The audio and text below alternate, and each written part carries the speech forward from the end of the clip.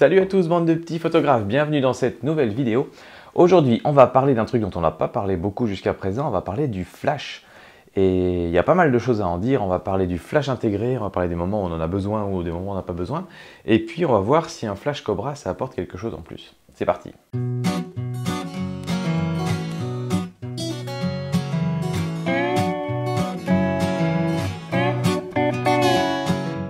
Alors, si vous me connaissez un peu, vous savez que moi je fais pas mal de photos de paysages, un peu de macro où ça peut demander du flash, mais globalement, le flash, on associe ça plutôt avec le portrait, et c'est pas trop mon genre de faire du flash. Pour l'instant, je m'étais pas du tout intéressé, et j'ai eu l'occasion parce que, en fait, Alex de Avantech, qui est une boutique qui vend des produits électroniques sur Amazon, m'a tout simplement envoyé un flash. Il m'a dit, tiens, je te l'envoie, cadeau, et puis si ça te dit, si ça te plaît, tu peux en faire une petite vidéo. Donc du coup, bah voilà la petite vidéo. Comme d'hab, c'est pas du sponsoring ou autre, c'est juste qu'ils me l'ont donné en cadeau. Du coup, j'ai eu l'occasion de tester un produit que j'aurais pas acheté autrement. Donc j'en profite pour faire toute une vidéo sur la question du flash et pas uniquement sur ce truc-là. Donc voilà, je vais quand même le déballer devant vous. Donc c'est l'Upperlight YH500. Alors, je vous expliquerai après vite fait. Dans la boîte, on a la petite notice, la petite garantie, le petit truc pour pas que ça prenne l'eau. Et puis, on a un petit pied comme ça.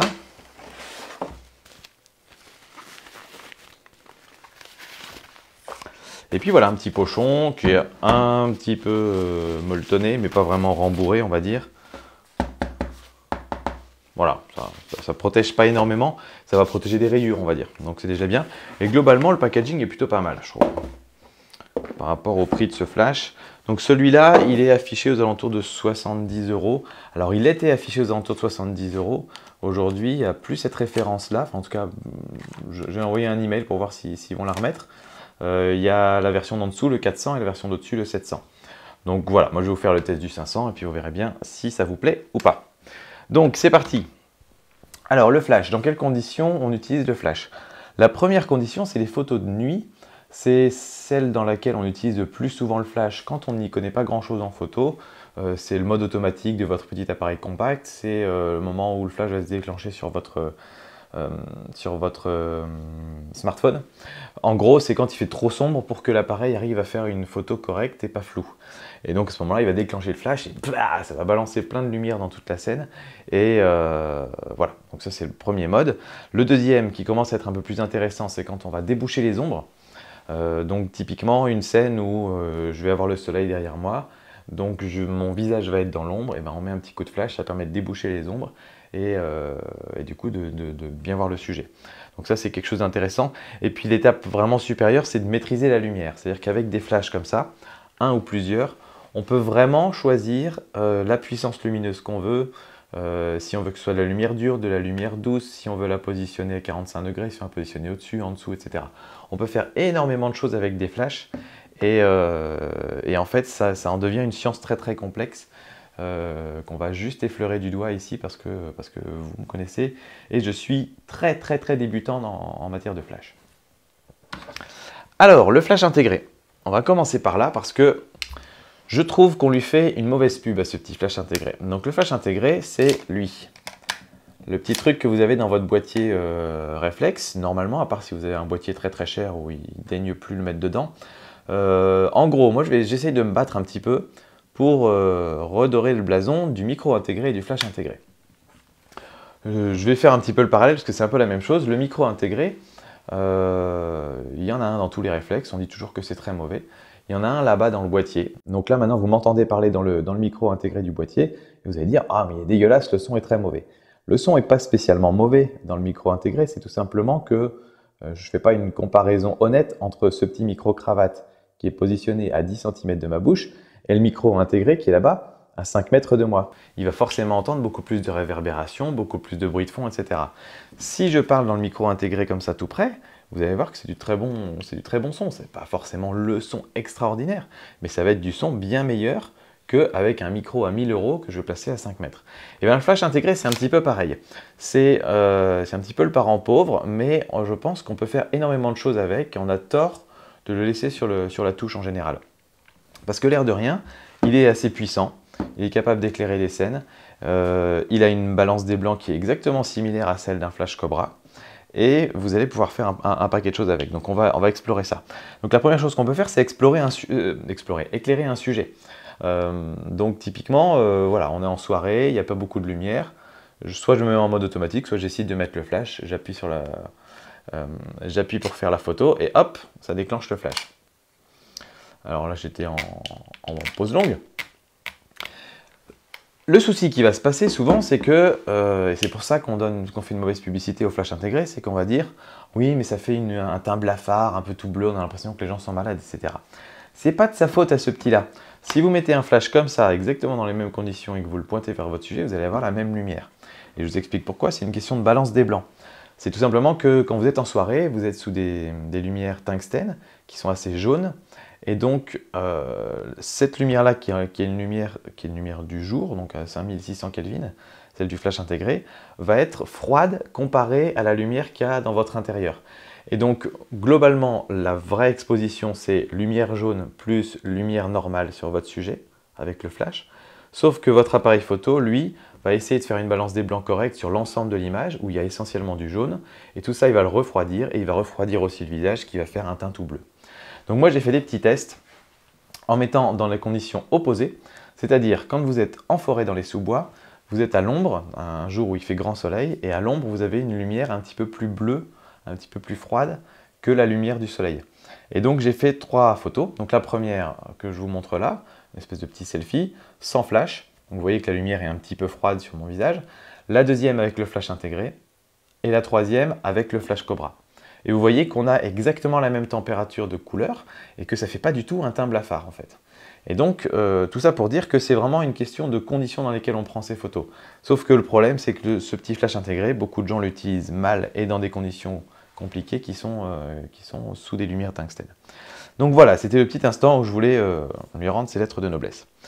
On peut, avec le flash intégré aussi, déboucher un contre-jour. J'ai fait des petits tests là aussi. Alors, j'ai fait en mode selfie face à un ciel très très clair. Et donc en fait, ce que j'ai fait, c'est que j'ai essayé de faire, vous savez, parce qu'on s'intéresse au flash quand même, un des intérêts du flash, c'est de pouvoir assombrir le ciel derrière et suréclairer le sujet pour le faire ressortir vraiment beaucoup plus. Et donc pour faire ça, j'ai été obligé de fermer mon diaphragme à f22 parce que ma vitesse d'obturation ne peut pas être plus rapide que 1/200e ou 1/250e de seconde. À partir du moment où on utilise un flash, sauf s'il a la fonction qu'on appelle synchronisation haute vitesse, mais ça c'est les flashs les plus chers qui ont ça, on ne peut pas descendre en dessous d'un 250e de seconde. Et donc du coup, en plein jour, à 1/250e de seconde, pour pouvoir ne pas cramer son ciel, il faut fermer beaucoup le diaphragme. Et donc là, du coup, j'ai été obligé de le fermer à f22 pour avoir ce ciel un petit peu bleu foncé. Et vous voyez qu'en utilisant le flash intégré, j'arrive tout à fait à faire ressortir mon visage correctement sur la photo. Donc il y a assez de puissance dans ce petit flash intégré pour pouvoir faire ça. Alors, vous allez me dire, ce n'est pas tout à fait des vraies conditions de portrait, parce que dans des vraies conditions de portrait, en général, on ne les prend pas à bout de bras, on les prend un petit peu plus loin avec un 50 mm ou un 100 mm. Donc j'ai refait la même chose avec un 50 mm et cette fois-ci du coup j'étais à 2 mètres environ de l'appareil photo. Et là effectivement on se rend compte que le flash intégré commence à être un petit peu limité et en gros il manque 1 ou 2 stops d'exposition. J'ai mis le flash Cobra en comparaison et lui il est capable en gros dans ces conditions-là, sur un 50 mm en condition portrait, d'envoyer jusqu'à 3 ou 4 stops de plus de lumière. Donc c'est beaucoup plus de lumière, ça fait x2, x4, x8, x16, 16 fois plus de lumière. Et un autre intérêt de ces flashs-là, c'est qu'il est capable de focaliser son rayon. Et donc d'avoir plus de puissance directement dans la bonne direction. Alors que le flash intégré, il va envoyer tout dans toutes les directions. Donc voilà, pour déboucher un contre-jour, ça marche bien le flash intégré, parce que là on est dans des conditions extrêmes. Ce que je viens de vous expliquer, c'est des conditions où on veut vraiment assombrir le ciel. Si vous acceptez que votre ciel soit un petit peu cramé, vous pouvez tout à fait déboucher un contre-jour avec un flash intégré, même en conditions de portrait. Et dernière chose, pour faire de la macro, je vous remets un lien vers la vidéo du quart d'heure photo en sous-bois, où je vous montre exactement comment faire de la macro avec le flash intégré et un couvercle de Tupperware. Donc c'est tout à fait possible de faire tout ça avec le flash intégré. Donc si vous voulez vous amuser, commencez déjà avec ce petit flash là, vous avez des choses à faire. Maintenant, un flash Cobra, ça apporte quand même pas mal de choses en plus. Alors, les choses que ça va apporter en plus, par exemple, premièrement, c'est une source de lumière plus grande. Vous voyez ici, on a un rectangle qui est assez petit, et ici, on a un rectangle qui est quand même beaucoup plus grand. En termes de surface, on doit être, allez, à la louche, 10 fois plus grand. Globalement, est-ce que ça va faire un changement dans vos photos? Globalement, non. Dans des cas très spécifiques, oui, si vous prenez quelque chose de très près en photo, notamment en macro par exemple, si je prends le petit point qu'il y a là et que je vise avec mon flash intégré et que je vise ensuite avec le flash Cobra, là, la source lumineuse va paraître beaucoup plus grosse que celle-là. Maintenant, si je fais un portrait et que je vous prends de distance de là où vous êtes avec celui-là et avec celui-là, on aura dans les deux cas une source à peu près ponctuelle de lumière dure et donc ça ne changera pas grand-chose. Donc globalement, la surface de la lumière ne change pas énormément de choses. Par contre, il y a une question de puissance. Je vous ai donc montré sur ce petit test au préalable qu'on peut avoir environ 4 stops de plus, donc environ 15 à 20 fois plus de lumière avec ce flash-là qu'avec le petit flash intégré. Et encore, j'ai comparé par rapport au flash intégré du 70D qui monte à plus 3, là où beaucoup de réflexes comme le 1100D par exemple montent qu'à plus 2, donc encore un stop en dessous. Donc, plus de puissance, ça va permettre à la fois de se battre contre le soleil. Par exemple, là, dans cette série-là, je vous remontre les photos. Cette fois-ci, il n'était plus à f22, j'avais juste mis un filtre ND en fait, devant un filtre ND variable pour pouvoir baisser la lumière du soleil. Mais on se rend compte quand même que ça fait une belle différence et que donc du coup dans beaucoup plus de situations je vais pouvoir déboucher mon sujet et je vais pouvoir être plus créatif avec mes arrière-plans, etc. Je vais pouvoir aussi utiliser des objectifs qui ouvrent encore plus grand parce que là j'ai utilisé avec un 50 mm ouvert à 1.8. J'arrive en gros à avoir une photo correctement exposée en utilisant la moitié de la puissance du flash, voire un quart. Donc ça veut dire que je peux aller jusqu'à 1.4, 1.2 sans problème et quand même réussir à exposer correctement ma photo. Donc le plus de puissance, il peut être utile là. Il peut être utile aussi si vous faites rebondir la lumière sur le plafond, sur un mur. Là, ça peut être intéressant d'avoir plus de puissance parce que vous allez perdre en puissance quand vous allez envoyer cette petite puissance de flash là, plutôt que de l'envoyer directement, que vous allez l'envoyer sur le mur. Ça va diffuser, mais ça va diffuser et ramener moins de puissance. Donc ça peut être intéressant aussi. Et puis je pense en termes de macro en particulier, on y arrive. On va pouvoir faire un petit peu de la meilleure macro avec des flashs comme ça, parce que on va pouvoir fermer plus son diaphragme. Aujourd'hui, avec mon 70D, quand je mets le flash à plus 3, donc au maximum, avec mon diffuseur Tupperware, j'arrive à prendre des photos de macro globalement qui sont correctement exposées quand je suis à f11 au maximum. Avec un flash Cobra comme ça, je vais pouvoir descendre sans problème à f22, voire f32 si mon objectif me le permet, et donc avoir plus de profondeur de champ sur ma petite bestiole. Et ça peut faire toute la différence quand on fait des photos en macro. Autre avantage aussi en macro, c'est qu'on a des batteries indépendantes dans des flashs comme ça. Et donc du coup, on ne va pas pomper dans la batterie de l'appareil photo, et donc on va pouvoir prendre des photos beaucoup plus longtemps. Autre intérêt aussi qui est assez évident, c'est qu'il est articulé ce flash. Donc quand je le mets sur mon appareil photo, sur la griffe ici, je peux envoyer la lumière directement en face évidemment, mais c'est ce qui est le moins préférable à ce moment-là, utiliser votre flash intégré. Je peux l'envoyer au plafond, je peux aussi l'envoyer vers les murs. Et ça va permettre vraiment de créer des lumières beaucoup plus douces et beaucoup plus flatteuses quand vous faites des photos en soirée en particulier ou dans les fêtes de famille. Envoyez toujours votre flash au plafond ou au mur et vous verrez que les résultats sont 1000 fois meilleurs. Donc ça c'est un gros avantage, ça évite d'utiliser la petite carte de visite que j'utilisais avant. Ou alors, il faut avoir un petit compact comme chez Sony où on peut appuyer dessus pour envoyer au plafond. Autre intérêt que peuvent avoir un certain nombre de ces flashs-là, c'est de pouvoir faire de la photographie à haute vitesse. Donc le principe, il est très très simple pour la photo à haute vitesse, c'est qu'en fait la durée d'un flash, notamment quand on est dans les plus basses puissances de son flash, est plus courte que la durée d'exposition minimum de votre appareil photo.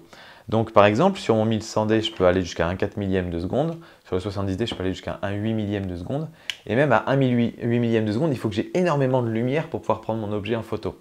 Ce qui n'est pas toujours le cas quand on fait des photos en intérieur ou autre par exemple. Mais même si c'était le cas, à 1/8 millième de seconde, il y a des choses qu'on n'arrive pas à figer.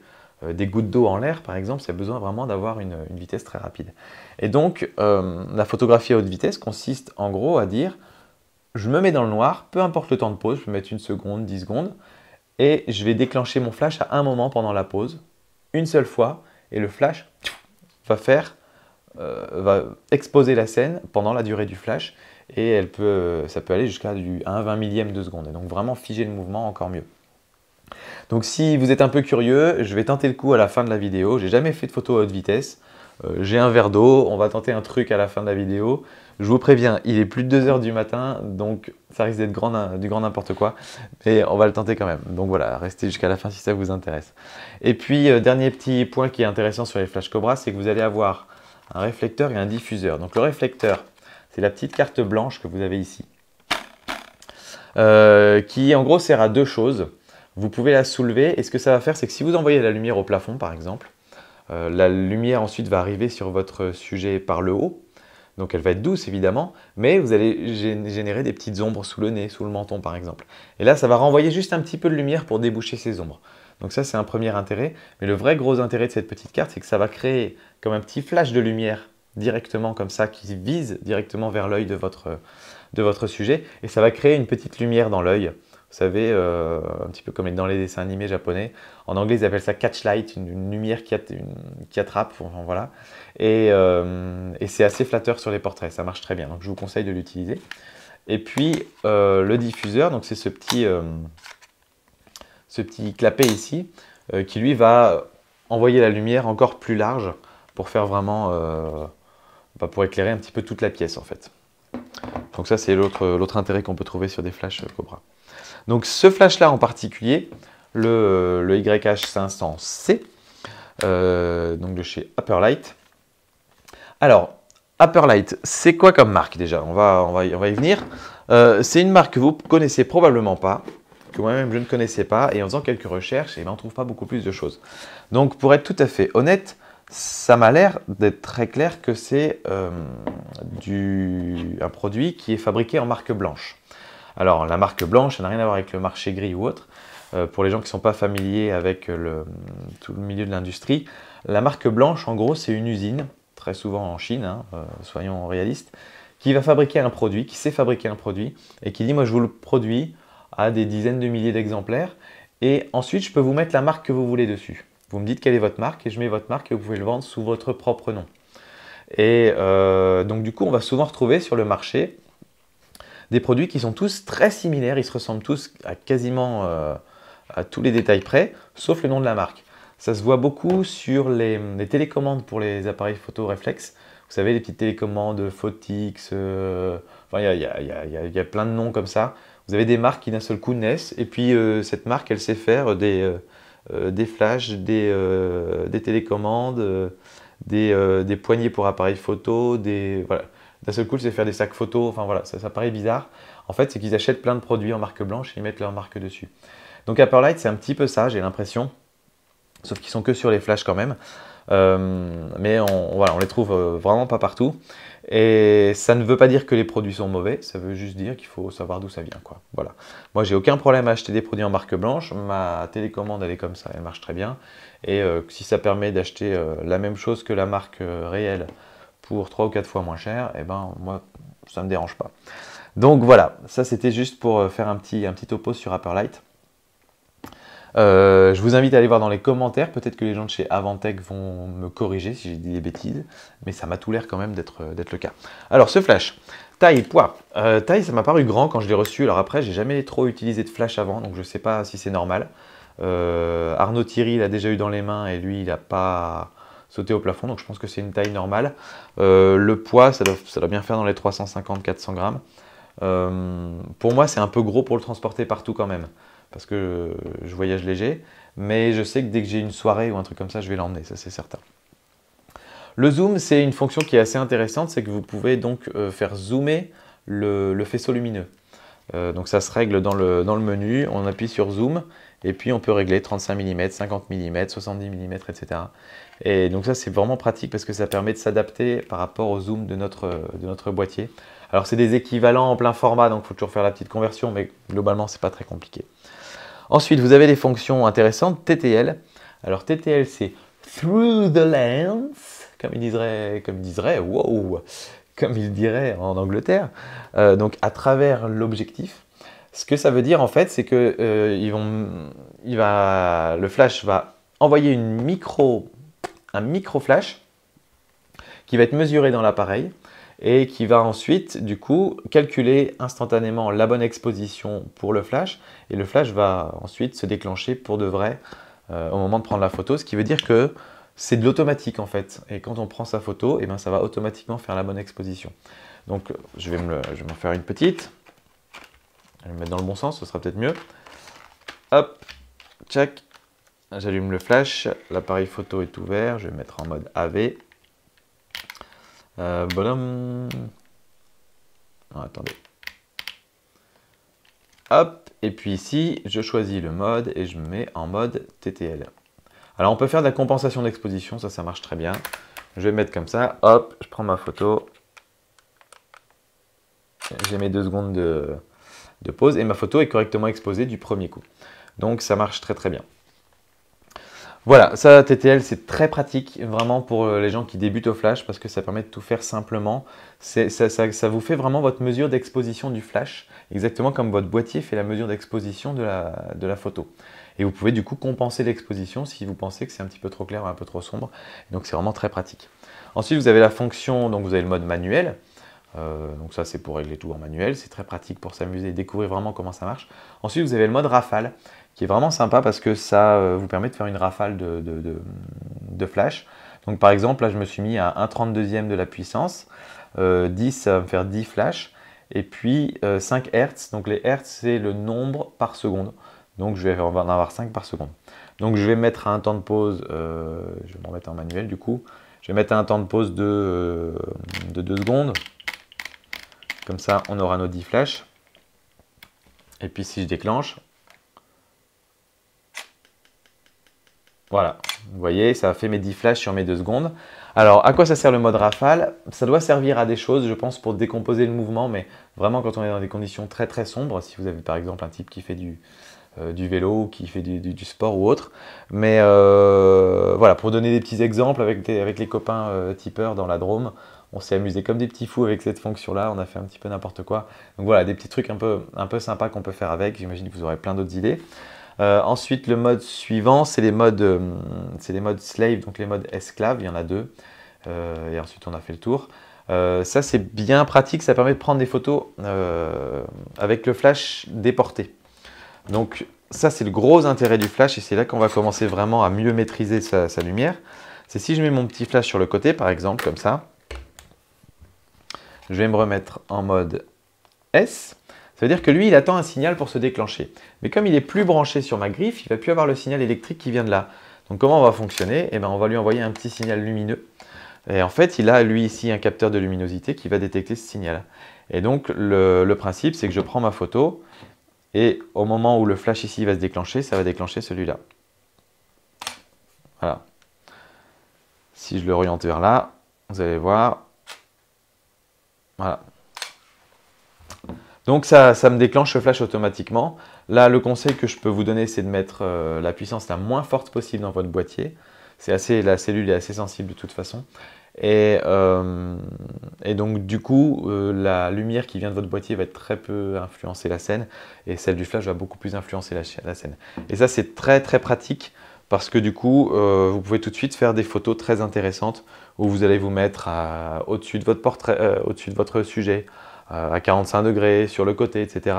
Peut-être avec une softbox éventuellement et c'est là que vous allez vraiment avoir des résultats très très sympas. Parce que si vous utilisez un flash Cobra pour le mettre exactement sur la griffe comme un flash intégré, vous allez passer à côté de 95% des possibilités.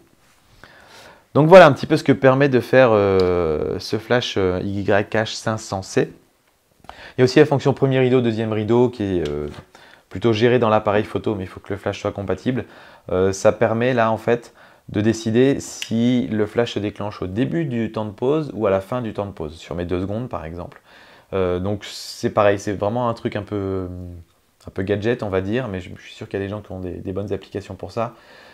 Si par exemple je me mets à tourner en rond pendant 2 secondes, et ben, si j'utilise le premier rideau, ça va faire le flash, on va me voir, et après je vais tourner en rond et donc mon mouvement va s'imprimer par-dessus ma tronche.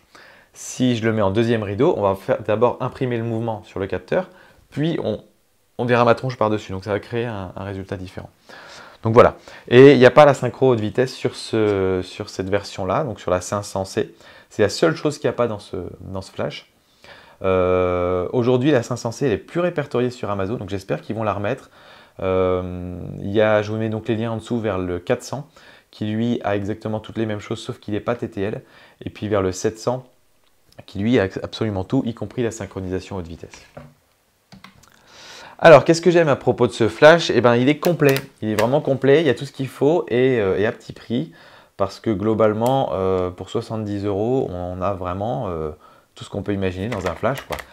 Jusqu'à présent, ces prix étaient réservés à des flashs totalement manuels.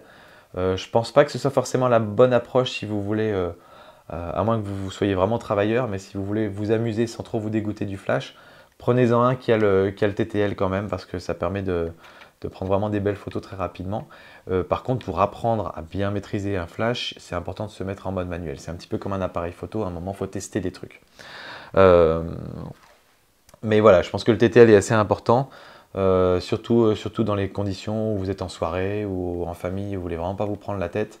Là, c'est quand même vachement plus pratique plutôt que d'avoir besoin de tout rentrer en manuel. Là, vous allez vraiment perdre un temps fou entre les réglages de l'appareil et les réglages du flash. Donc le TTL, pour moi, c'est quasi indispensable. Il a des menus très clairs, hein, je vous ai pas montré, mais voilà, en gros, on appuie sur mode pour passer de TTL à manuel, à rafale et puis à esclave. Si on veut changer le zoom, on appuie sur zoom et puis on change zoom. Et puis on a un petit bouton qui permet de déclencher le flash test. Et puis on a des petites flèches directionnelles. Et puis voilà, quoi, on peut tout faire avec ça. Donc ça, c'est très bien. Moi, j'aime bien quand c'est clair et que c'est pas compliqué. Le packaging est globalement pas mal aussi. On a une belle boîte en carton, une petite pochette. Voilà, pour le prix, je trouve que c'est une belle petite touche. Et puis, j'aime bien le fait que dedans, on peut mettre des piles. Et en particulier, les piles rechargeables. Alors, attendez, je vais enlever ça. Ça se passe ici dans le compartiment. Donc, c'est des piles tout à fait standards. C'est des piles AA. Et donc, si on met des piles rechargeables, ce que je fais moi personnellement, l'avantage, c'est qu'une fois qu'on a fini de s'en servir, on met les piles à recharger. Et le jour, au moment où on part, on reprend nos piles et on a toujours des piles chargées dans notre flash. Donc moi, ça me plaît beaucoup. Ce que j'aime un peu moins, c'est que je trouve qu'il est un peu gros et un peu lourd quand même pour le transporter partout. Après, je vous dis, c'est peut-être normal pour un flash, c'est le premier que j'ai dans les mains. Et qu'il a quand même malgré tout pas la synchronisation haute vitesse et j'aurais bien aimé m'amuser un petit peu avec pour faire les effets qu'on a fait tout à l'heure. J'ai dû mettre un filtre ND devant mon objectif. Voilà, je pense qu'avec la synchro haute vitesse, c'est de quoi s'amuser quand même pas mal. Bref, est-ce que je le recommande celui-là? Oui, si vous voulez découvrir le flash, c'est un bon plan parce que ça coûte pas très cher. En particulier, je vous dis le modèle 500. Donc si Avantech, si vous m'entendez, remettez-le, le modèle 500 sur Amazon parce que je pense que c'est vraiment le bon compromis. Le 400, malheureusement, comme il n'est pas TTL, je vous le conseillerais pas trop. Et puis le 700, du coup, il est à 100 €. Alors ça reste beaucoup moins cher que les équivalents Canon ou Nikon, hein, mais je trouve qu'à 70, celui-là, c'est plutôt le bon plan, quoi. Voilà, il y a vraiment des possibilités quasi infinies avec un flash. Je pense qu'on peut passer 1 an, 1 an et demi à bien maîtriser son réflexe. On peut facilement passer aussi 1 an, 1 an et demi à bien maîtriser toutes les possibilités qu'on peut avoir avec un flash et à apprendre à s'en servir de façon naturelle, on va dire. Moi, je suis tout juste en train d'effleurer ça. Donc voilà, dans l'ensemble, c'est un bon produit. On n'a pas l'impression qu'il va nous rester dans les bras. Ça tourne, ça flash bien, le temps de rechargement est assez rapide. Voilà quoi, je pense que c'est un bon produit de base et je pense qu'à part si vous êtes un professionnel qui envoyait 300 flashs à la minute pendant 2 heures, je vois pas en quoi vous pourriez être déçu d'un flash de ce type-là. Donc voilà, il y a d'autres marques aussi. Je pense que Yongnuo est très réputé aussi pour les flashs depuis un moment, pour faire des flashs pas très chers. Et puis après, il y a des millions de marques type Apperlite qui se sont lancées en même temps. Moi, je peux vous recommander celui-là parce que je l'ai dans les mains. Les Yongnuo, je pense que les yeux fermés, on peut vous les recommander aussi par réputation. Puis après, pour les autres, je vous laisse explorer. Voilà, c'est tout pour aujourd'hui. J'espère que ça vous aura appris 2-3 petits trucs sur les flashs. Quand est-ce que vous pouvez les utiliser? Est-ce que vous avez uniquement besoin du flash intégré ou est-ce que vous avez besoin d'un flash Cobra? Et si oui, quelles options mettre dedans et lesquelles ne pas mettre dedans? Voilà, on a beaucoup de chance en ce moment de vivre une époque où on peut accéder à du matériel vraiment pas cher. Il y a quelques années, des flashs comme ça coûtait 400 € minimum. Et donc c'était vraiment que les pros. Là, on peut vraiment se permettre d'acheter des flashs pour pas cher, juste pour s'amuser, juste pour le fun. Et donc ça, c'est quand même super bien. Donc à tous les gens un peu trop sérieux, je vous dis ciao tout de suite.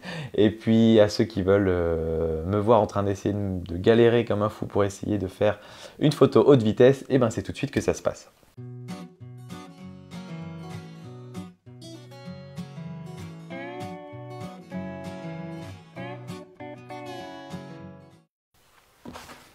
Alors, pour faire ça, on va garder le petit pied, je pense.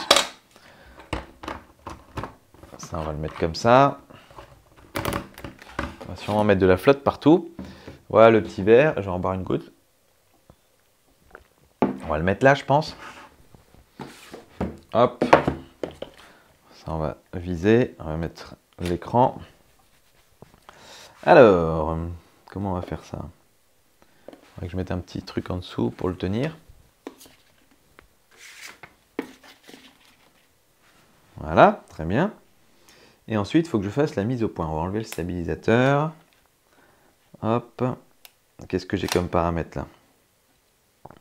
2 secondes, on va mettre plus que ça en temps de pause. Je vous ai dit, hein, on peut faire du... Allez, 5 secondes, ça devrait suffire. Hop, je vais me mettre en F5. J'ai jamais fait ça, hein, donc on va faire au pif au départ. F8, ISO 400, on va essayer comme ça. Hop là, et puis je vais faire la mise au point manuelle. Alors, je vais utiliser ce petit bouchon là. On va le mettre au milieu et on va faire la mise au point dessus.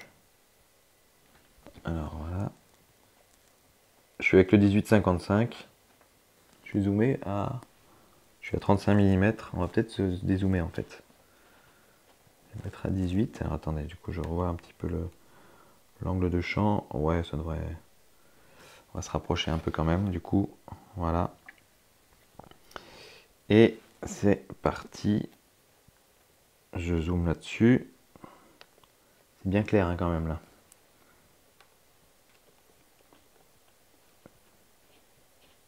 Allez, on va faire la mise au point. Là, je suis sur le vert.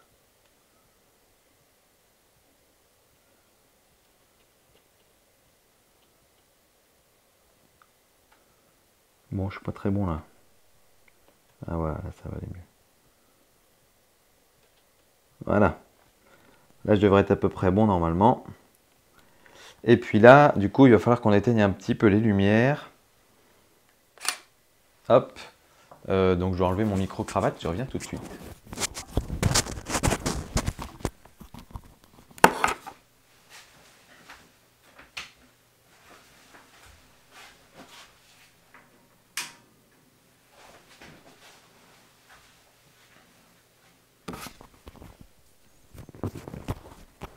Voilà, donc les lumières sont éteintes. Je vais lancer la pause de 5 secondes. Alors, je suis réglé sur quoi là-dessus? Je vais peut-être allumer mon flash déjà, c'est peut-être pas une mauvaise idée.